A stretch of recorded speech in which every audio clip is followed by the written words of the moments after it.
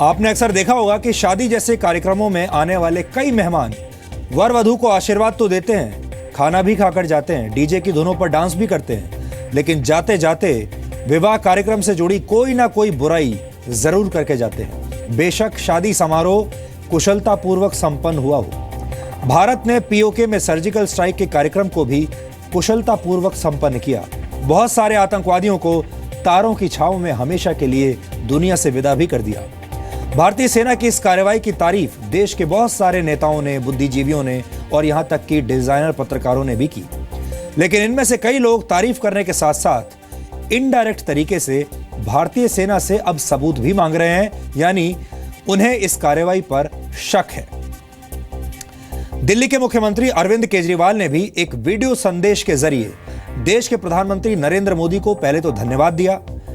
फिर केजरीवाल ने कहा कि वो प्रधानमंत्री की हिम्मत को सलाम करते हैं। इस वीडियो में भारतीय सेना और प्रधानमंत्री मोदी की तारीफ करने वाले अरविंद केजरीवाल सिर्फ 45 सेकंड्स के बाद ही पाकिस्तान के प्रवक्ता के रूप में बदल जाते हैं। जब आप पूरा ये संदेश सुनेंगे तो आपको ऐसा लगेगा जैसे पाकिस्तान को नया प्रवक्ता मिल गया भारत के लिए।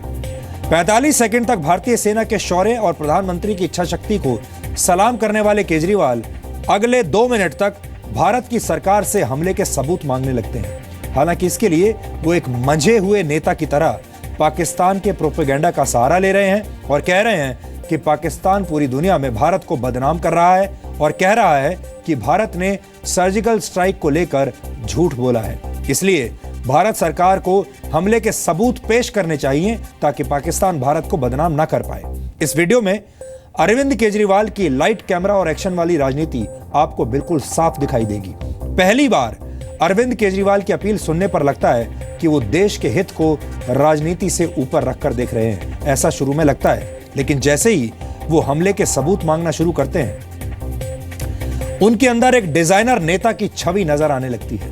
ऐसा लगने लगता है कि पाकिस्तान को भारत में अरविंद केजरीवाल के रूप में अब एक नया प्रवक्ता मिल गया है। आपको भी केजरीवाल का यह बयान आज सुनना चाहिए और फिर उनसे यह सवाल पूछना चाहिए कि वो पाकिस्तान द्वारा उठाए जा रहे सवालों को प्रमोट कर रहे हैं या फिर भारतीय सेना द्वारा किए जा रहे दावों को आगे बढ़ाना चाहते हैं। लेकिन जब से ये सर्जिकल स्ट्राइक्स हुए हैं, पाकिस्तान बुरी तरह से बौखला गया है। पाकिस्तान अब गंदी राजनीति करने के ऊपर उतर आया है। पिछले 2-3 दिन में देख रहे हैं कि पाकिस्तान अंतर्राष्ट्रीय पत्रकारों को ले के बॉर्डर पे जा रहे हैं और ये दिखाने की कोशिश कर रहे हैं कि देखो सर्जिकल स्ट्राइक्स तो हुए ही नहीं थे। 2 दिन पहले यूनाइटेड नेशंस ने बयान दिया है कि इस तरह की बॉर्डर के ऊपर कोई हरकत नहीं देखी गई।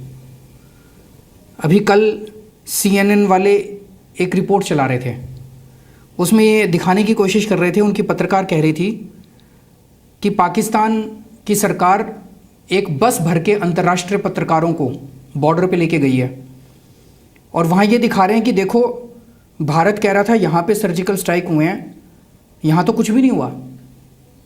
वो दिखा रहे थे कि देखो यहाँ बच्चे खेल रहे हैं, ज़िंदगी नॉर्मल चल रही है, लोग अपना रह रहे हैं, यहाँ तो सर्जिकल स्ट्राइक जैसा, गोलाबारी जैसी कोई सबूत ही नहीं है।